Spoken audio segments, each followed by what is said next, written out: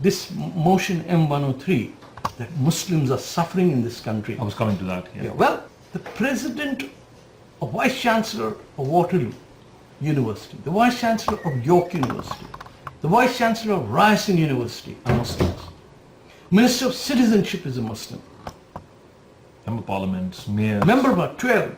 Mayor of Calgary is a Muslim. The chief spokesperson for the Prime Minister is a Muslim.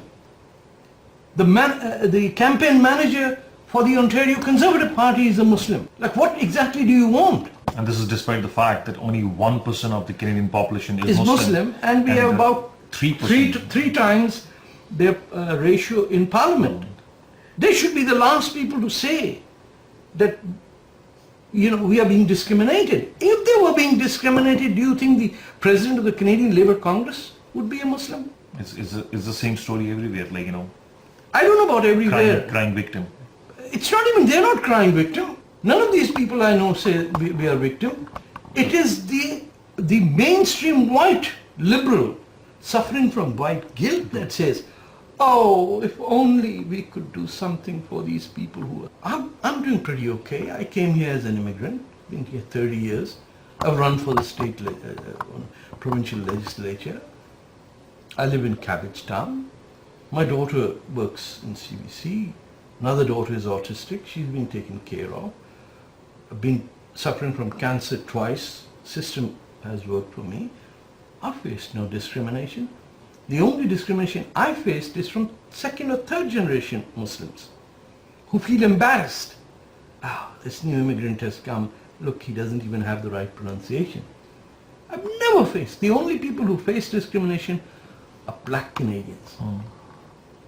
And trust me, they face that discrimination at the hands of other ethnic communities more than the white population. Yeah, I would hate to think what is said about black Canadians in the homes of whether they are Chinese, Pakistani, Indian, Arab, Iranian.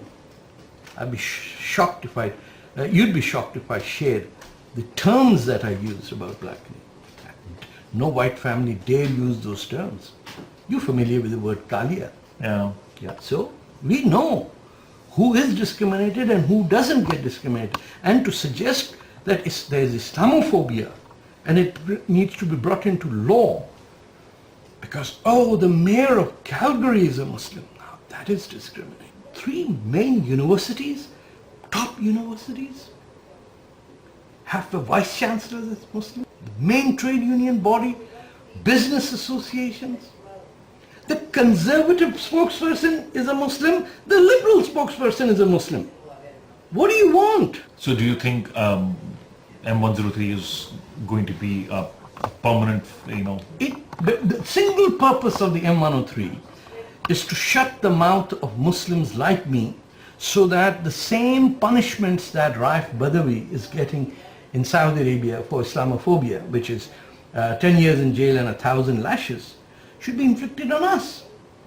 The punishment for Islamophobia is not a term used in Islamic countries. You see, the main objective of M103 is nothing other than to legitimize radical jihadi interpretation of Islam and to silence the critics of mullahs in this country who are Muslim. So, who do they want to stop? Someone like me, and they demonstrated it at the parliamentary hearings. The liberals didn't want to even listen to what I had to say. The chair was interrupting me, and this is the first time I've seen the chair heckle the speaker. The same thing happened with Rahil Raza when she was speaking. The same happened when all these new mainstream newspapers are hailing M103, the articles that have been printed. They don't tell about the issues that we raised over there. That the real attack on other religious communities comes from Muslims. It's the other way around.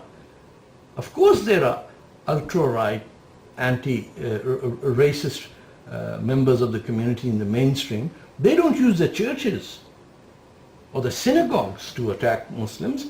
Here we have the mosques praying for the defeat of non-Muslims.